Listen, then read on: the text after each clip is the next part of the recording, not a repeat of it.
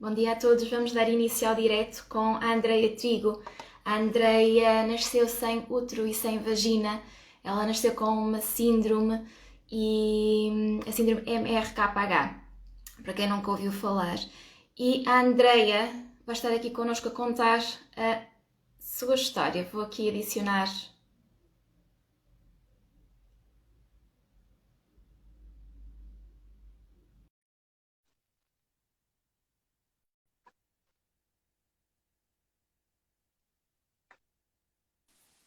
Ora.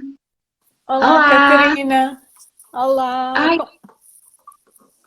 eu estou aqui. Eu não estou a ouvir nos meus fones. Ai, espera só um bocadinho. Isto aqui, os diretos.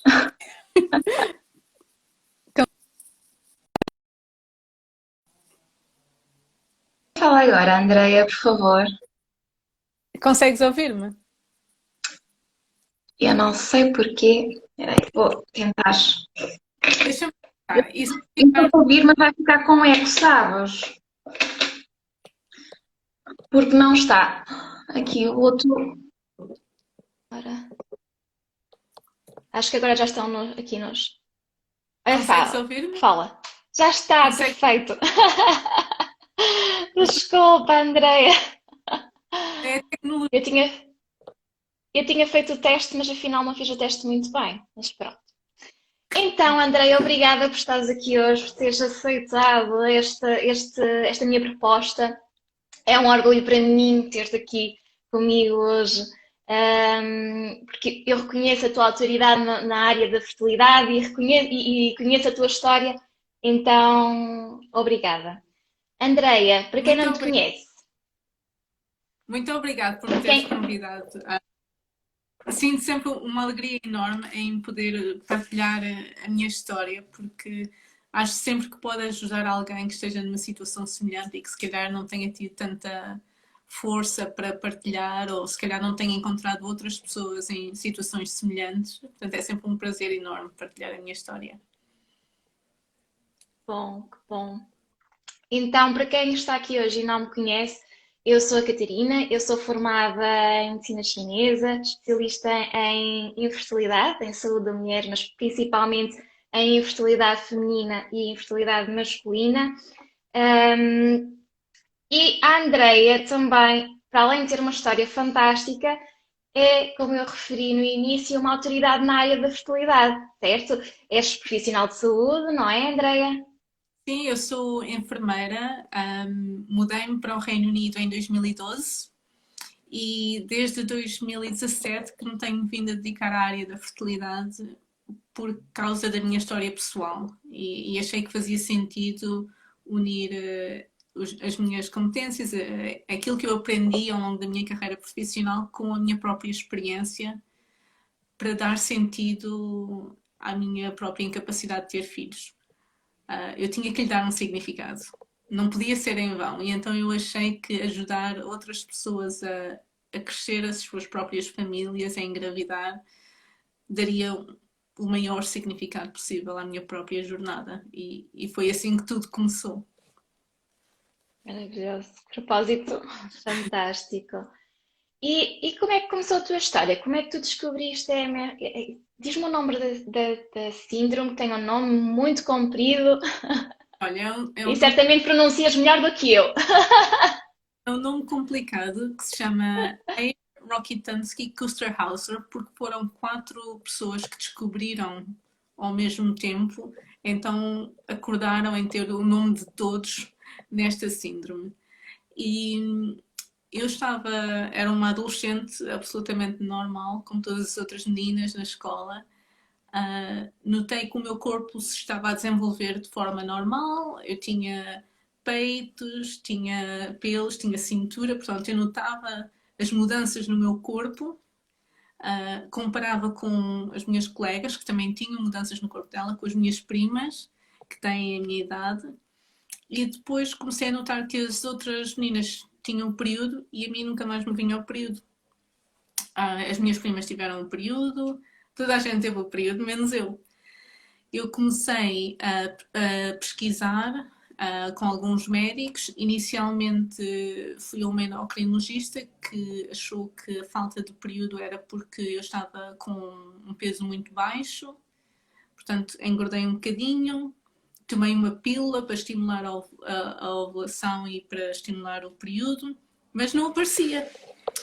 E foi só numa altura em que fui a uma ginecologista em que a médica tentou fazer um exame ginecológico normal, que foi muito doloroso. E nessa altura ela pediu para eu me sentar e disse: André, eu acho que tu nasceste sem útero e vais precisar de cirurgia para reconstruir o canal vaginal. E aí é que caiu-me tudo, porque eu tinha na Isso altura foi com que idade, Andreia?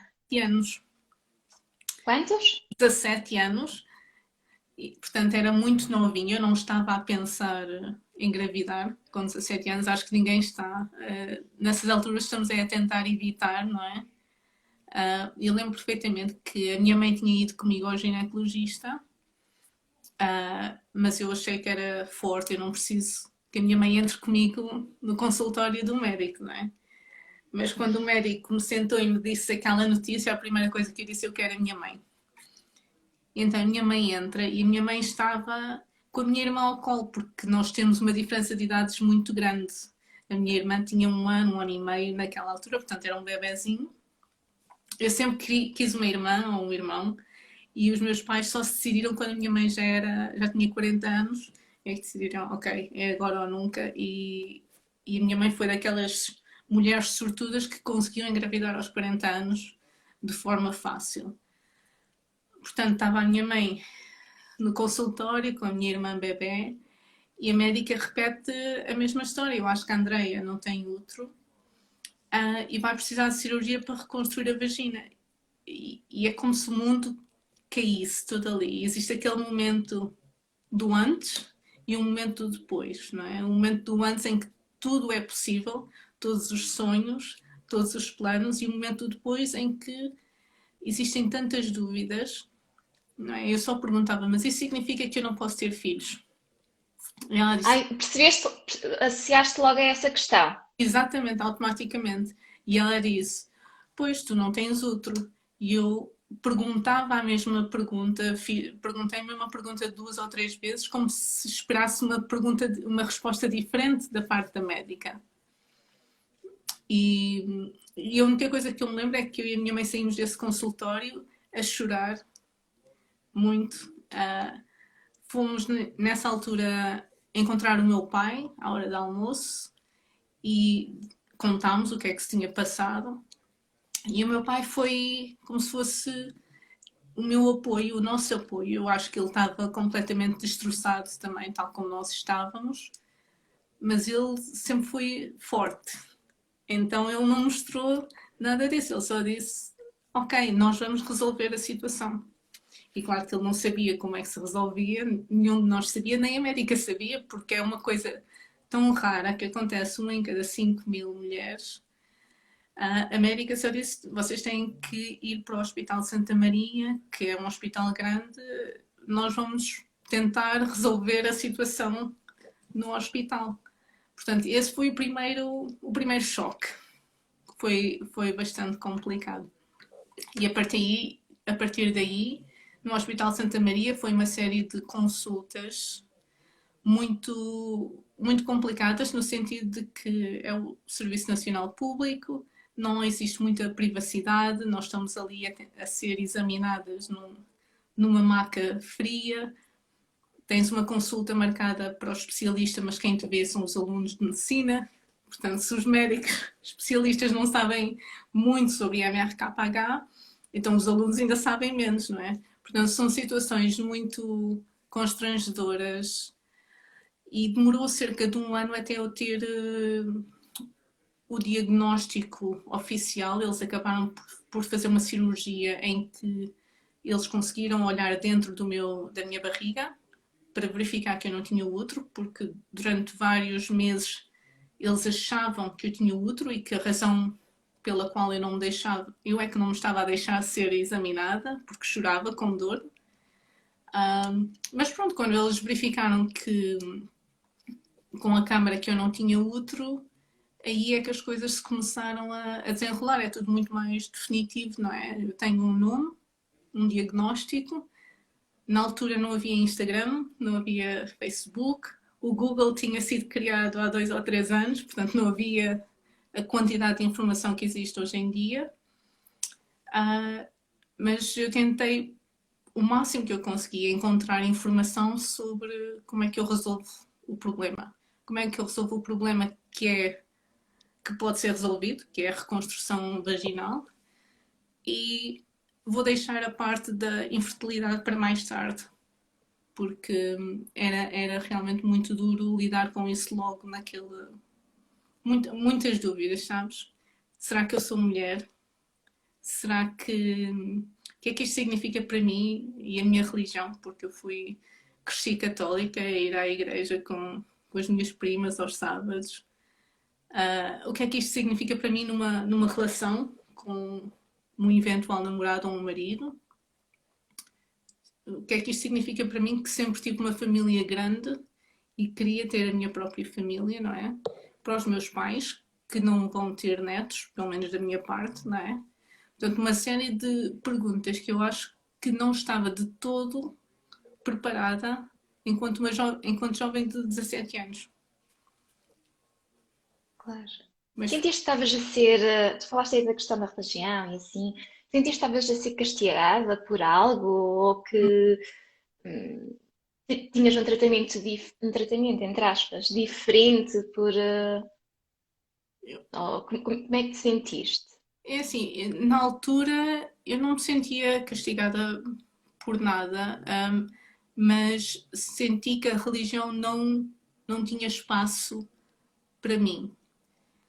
Portanto, distanciei-me um pouco nesse sentido, porque eu fazia questões muito práticas. Por exemplo, se eles estão a dizer que os casais só devem ter relações para criar um filho, o que é que isso significa para mim? Não é? Que eu sei que não posso ter um filho. Significa que nunca na vida vou ter relações? E eles não me sabiam dar essas respostas. Quando eu questionava, então o que é ser mãe? Não havia uma resposta fora daquilo que é o considerado normal. Portanto, eu distanciei-me porque achei que não havia um espaço para mim. Mais tarde voltei a aproximar no sentido de que acredito, tenho uma pessoa religiosa, mas não pratico, não acho que. Acho que ter fé e praticar é uma coisa diferente. E eu tenho fé. Portanto, eu acredito que existe uma força superior e acho que quando nós estamos nesta caminhada é fácil ver como existe uma força superior que nos guia. Mas nunca senti que fosse por algo que eu tivesse feito ou nunca me senti que fosse culpada de alguma coisa e por isso é que estava a passar por isto. Tu tiveste apoio psicológico, Andreia, nessa fase, ou seja, o Serviço Nacional de Saúde providenciou Não, alguém? absolutamente nada. Tinha o apoio de uma psicóloga privada que os meus pais arranjaram e tive muita ajuda dos meus pais, que eu acho que foi um apoio emocional importantíssimo. O meu pai sempre teve uma mente muito positiva, portanto, ele ensinou-me o começo da psicologia positiva. Eu estava a ler muitos livros. Houve um livro que mudou a minha vida, que era Segredos sobre a Vida que Todas as Mulheres Devem Saber. E aí é que eu comecei a perceber que todas as situações são neutras, tudo o que nos acontece e nada tem significado para além do significado que nós damos. Portanto, eu comecei a questionar porque é que eu estava a sentir-me triste por não ter filhos, não é? E comecei a questionar-me o que é que eu realmente queria da vida, se eu quero ser feliz, o que é que ser feliz significa para mim. Portanto, houve uma série de perguntas que vieram e eu comecei desde cedo a tentar mudar a narrativa do que é que significava ser mãe na minha cabeça. E não é uma coisa que acontece assim de um dia para o outro ou de uma semana para a outra, mas eu senti assim uma força muito grande num desses dias em que eu estava a chorar, a perguntar porquê a mim, porque é que isto me está a acontecer a mim. Mas senti uma força muito grande dentro de mim e foi um momento muito espiritual em que eu disse: se eu consigo lidar com isto, não há nada na vida que eu não consiga. Ponto final.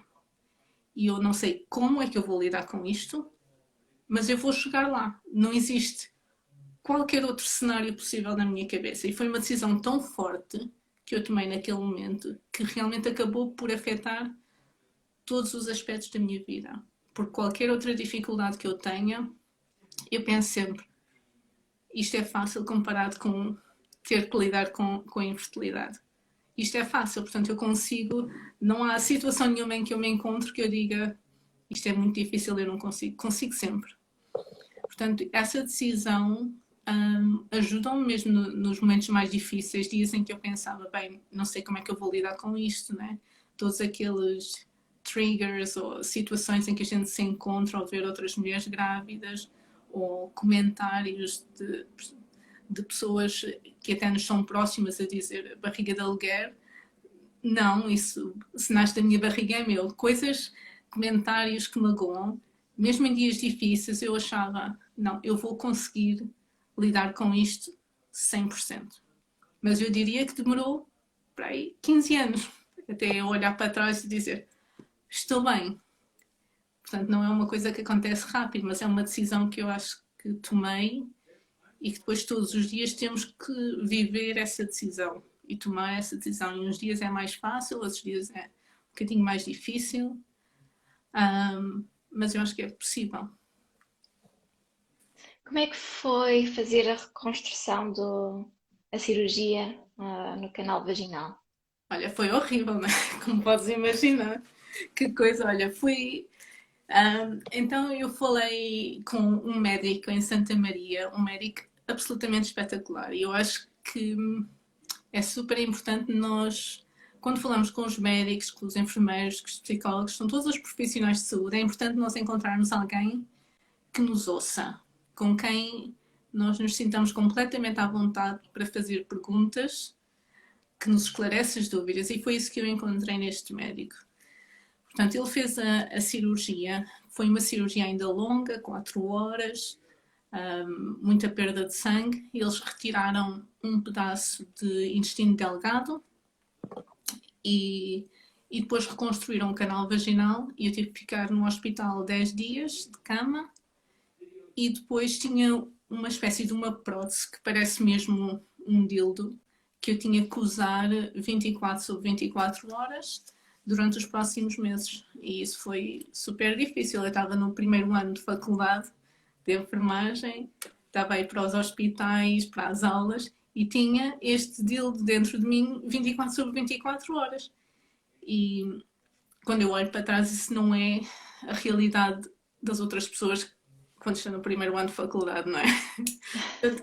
Tenho que explicar como é que eu consegui lidar com a situação, mas quando a vida nos apresenta estas situações que são extraordinárias, não é? Que nem nos passam pela cabeça, eu acho que nós também temos esta força dentro de nós que é extraordinária para lidar com as situações. Portanto, na altura, os meus professores sabiam aquilo pelo que eu tinha passado, as minhas colegas na escola também sabiam, mas pronto, eu usava esta prótese, sempre que eu ia à casa de banho tinha que retirar a prótese, tinha que desinfetar, depois tinha que voltar a colocar, usava calças super apertadas, cuecas, tudo super apertado para ter a certeza que o dildo não saía. E depois foi um processo gradual de deixar de usar durante o dia, só usava à noite e depois só uma vez por semana, pronto, até cicatrizar completamente e estar completamente à vontade para não ter que usar. E foi um período que demorou cerca de 1 ano até cicatrizar completamente. Mas manteve-me assim distraída do problema fulcral que eu nunca iria ser capaz de resolver, que é o problema da infertilidade, não é? Portanto, durante esse ano eu não pensei muito bem ou não estava a dor da infertilidade era algo com a qual eu ia lidar quando tudo o resto estivesse resolvido. Mas conheci outras meninas que também passaram pela mesma situação. Tínhamos o nosso grupo de apoio, encontrávamos-nos muitas vezes. Eu na altura estava a escrever o Jornalito, que era um jornal semelhante àquilo que nós se calhar hoje escreveríamos, uma newsletter, enviávamos por e-mail, só que na altura não havia e-mail. Então nós escrevíamos esta newsletter, eu imprimia em casa e punha numa carta e enviava pelo correio para toda a gente, e era a nossa forma de nos mantermos em contacto. Mas foi uma altura estranha da vida, mas passou-se. Sim. E como é que foste parar a ajudar tantas mulheres que lidam com a infertilidade? Na altura em que eu fui operada, eu tinha muita curiosidade sobre o aspecto da cirurgia em si. Eu sempre quis ser enfermeira de bloco operatório e na altura o médico disse que havia uma jornalista que estava à procura de alguém, né, para fazer uma peça para o jornal das 8 e perguntou se eu queria fazer. Então na altura eu concordei, e em troca eu queria era o vídeo da minha cirurgia, eu queria ver o que é que eles estavam efetivamente a fazer. Portanto, ela fez esta peça de jornal que saiu às 8 da noite, logo a abrir o telejornal naquela altura, e eu não estava à espera que fosse assim. Mas o título que eles escolheram foi Mulher Nasceu Sem Vagina, assim, logo às 8 da noite. E eu fiquei, oh meu Deus, o que é que eles estão a fazer, não é? Isto de todos os problemas que o MRKH nos traz, não é? Este é importante, mas não é aquele que vai ficar comigo para sempre, não é? Mas pronto, eles fizeram isso. Eu na altura tinha a minha cara desfocada, mas as pessoas reconheceram-me. Eles reconheceram o meu pai, que falou, porque a cara dele não estava desfocada, não é? Portanto, toda a gente acabava por perceber que era ele, não é? E portanto, eu fiquei assim sem. Eu não tenho aqui um espaço para me esconder agora. Toda a gente sabe. E a gente fica assim à espera de ver o que é que acontece, mas não aconteceu nada de mal. E de facto o que aconteceu foi estas mulheres todas de Portugal, de norte a sul, contactaram a TVI porque queriam entrar em contacto comigo e com o médico, porque eles tinham este problema. Algumas mulheres já tinham 30 anos, 40 anos, nunca tinham conhecido ninguém, nunca tinham resolvido o problema e queriam falar connosco. E foi assim que tudo começou. E sempre que havia uma menina que ia para Santa Maria ser operada, eu entrava em contacto com elas, estava com elas durante a cirurgia, estava com elas durante o pós-operatório, mantínhamos em contacto. E foi essa necessidade minha, no sentido de eu não estou sozinha, mas também delas não estão sozinhas numa altura tão difícil. Depois, mais tarde, eu acho que eu própria, estás a ver aquela a montanha russa das emoções, não é? Houve uma altura em que eu não me queria lembrar muito daquilo pelo qual eu estava a passar. Quando acabei o curso de enfermagem, não queria trabalhar como enfermeira em maternidade, nem nada destas coisas. Não queria a lembrança do que eu não conseguia ter. E, entretanto, mudei para o Reino Unido e as coisas distanciei-me um bocadinho do que se estava a passar em Portugal e tentei focar na minha vida, nas coisas que haviam de bom na minha vida, no meu trabalho, nas minhas relações, essas coisas todas. E tentar esquecer um bocadinho. E depois foi só em 2016, 2017 em que eu achei que no aspecto profissional não estava... Tinha tudo aquilo que eu podia querer para ser feliz, mas havia alguma coisa que estava a faltar. E eu pensei, tem que ser algo que me permita a mim crescer enquanto ser humano e tem que ser relacionada com a infertilidade, porque eu tenho que me sentir confortável em tocar na minha própria ferida da infertilidade.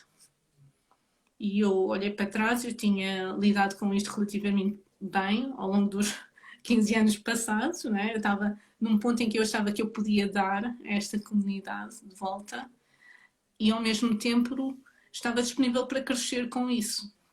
E foi assim que tudo começou. Portanto, o meu trabalho agora divide-se muito com o trabalho que eu faço com casais que estão aqui no Reino Unido a tentar engravidar, melhorar vários aspectos de vida, tratamentos que eles possam fazer, mas também com a vida mais fértil em Portugal, que é um projeto que nasceu muito do nosso coração, de mim e da Joana, porque nós queremos dar à nossa comunidade portuguesa aquilo que nós achamos que existe aqui no Reino Unido. A Joana está na Suíça, mas não existe muita coisa em Portugal e nós queremos muito, muito dar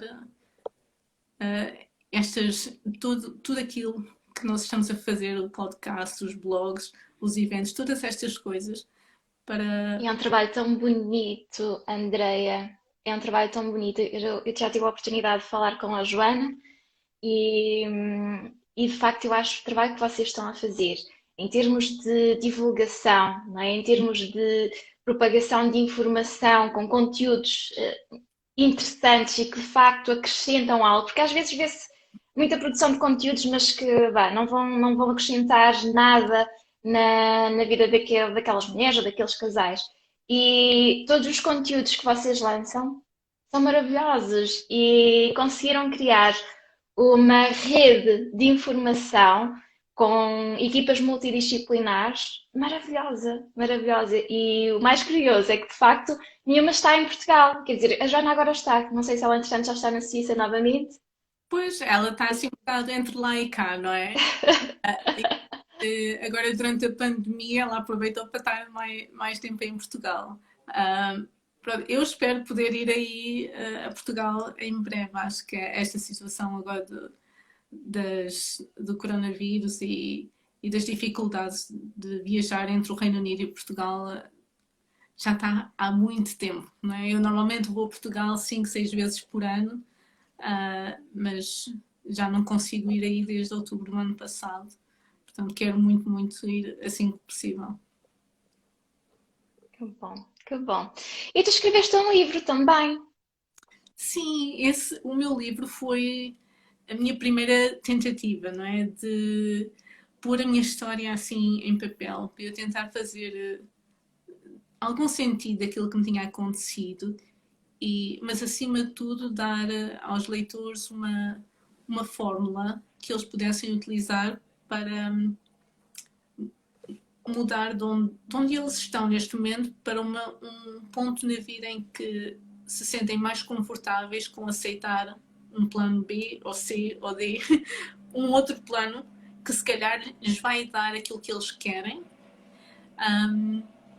Eu acredito muito nisso, acredito em que é possível abraçar esse plano em vez de ir com um plano em que eu me sinta rancorosa, em que me sinta chateada com esse plano, porque não é exatamente aquilo, a forma como eu queria alcançar a maternidade.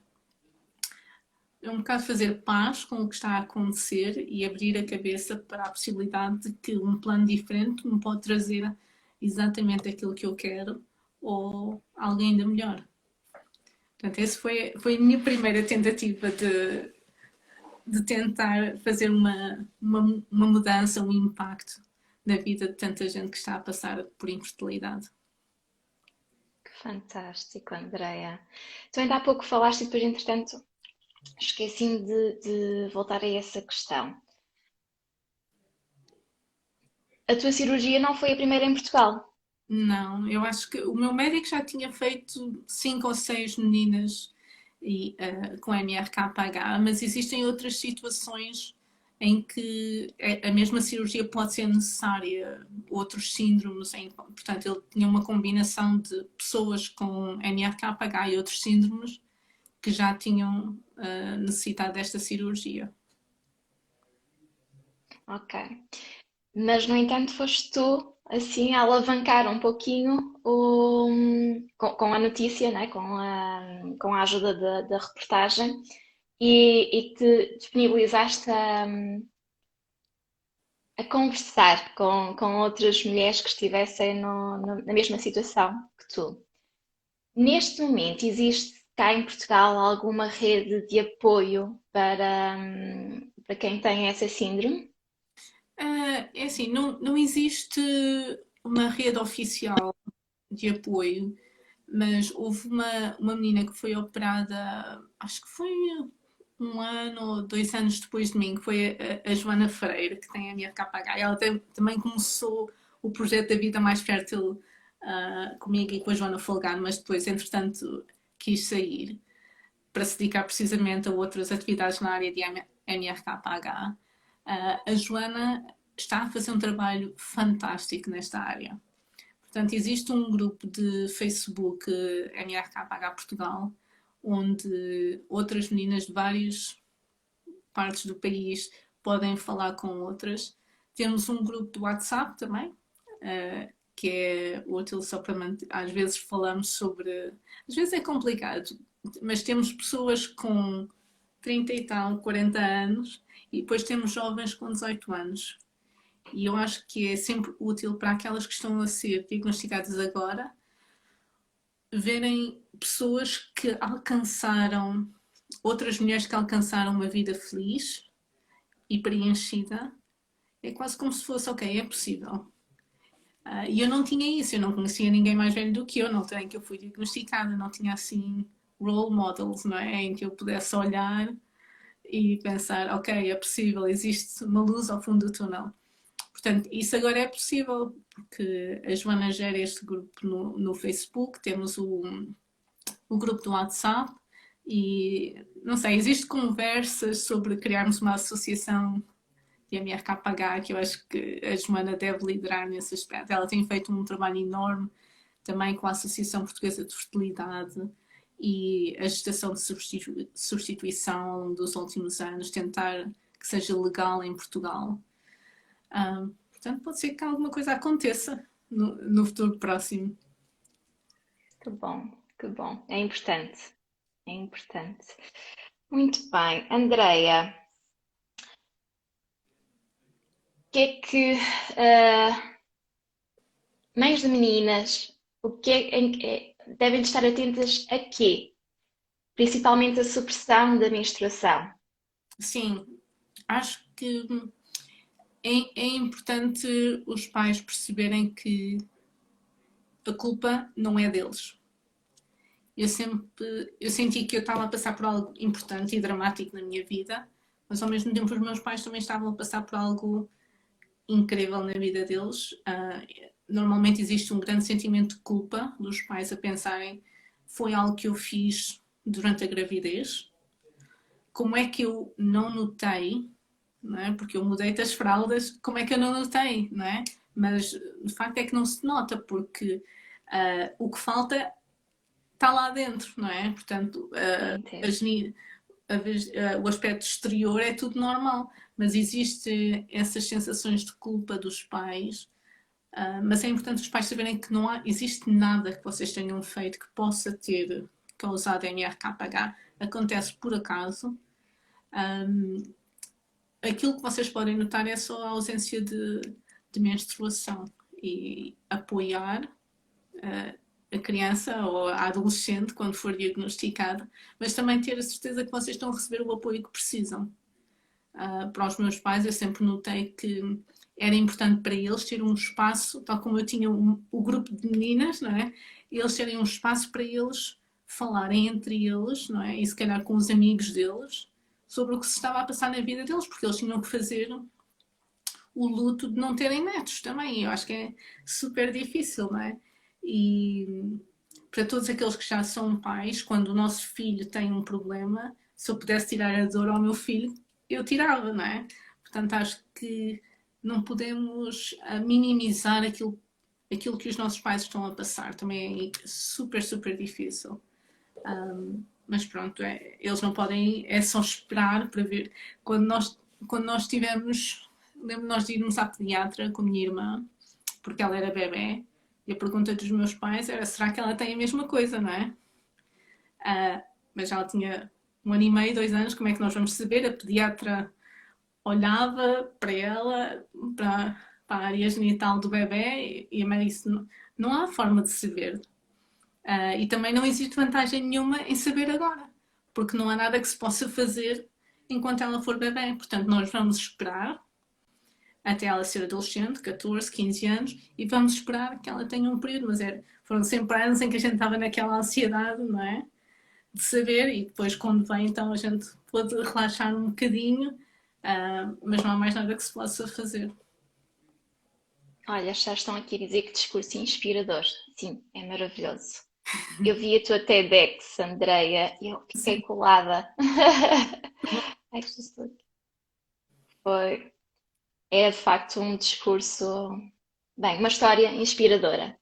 Andreia, relacionamentos, como é Olha, que foi? um, Eu já vi uma entrevista com o teu marido, não é? Marido, não é namorado, é marido. sim, Maria. Marido. E eu achei delicioso também. Mas gostava que falasses um pouquinho sobre os relacionamentos. Eu acho que no início, quando fui diagnosticada, é sempre uma situação complicada, porque normalmente quando nós começamos um relacionamento, nós não gostamos de discutir assuntos tão pesados como quando é que vamos ter filhos ou se vamos ter filhos. Naqueles primeiros dias em que tudo deve ser perfeito, ainda estamos a descobrir a outra pessoa. Portanto, isso é sempre um problema para as meninas com o MRKH, não é? Quando é que eu digo que eu não posso ter filhos? A minha situação eu sempre achei que devia ser honesta. Na altura em que eu fui diagnosticada, tinha um namorico e ele acabou por terminar o relacionamento. Isso custou muito por causa da situação de eu não poder ter filhos.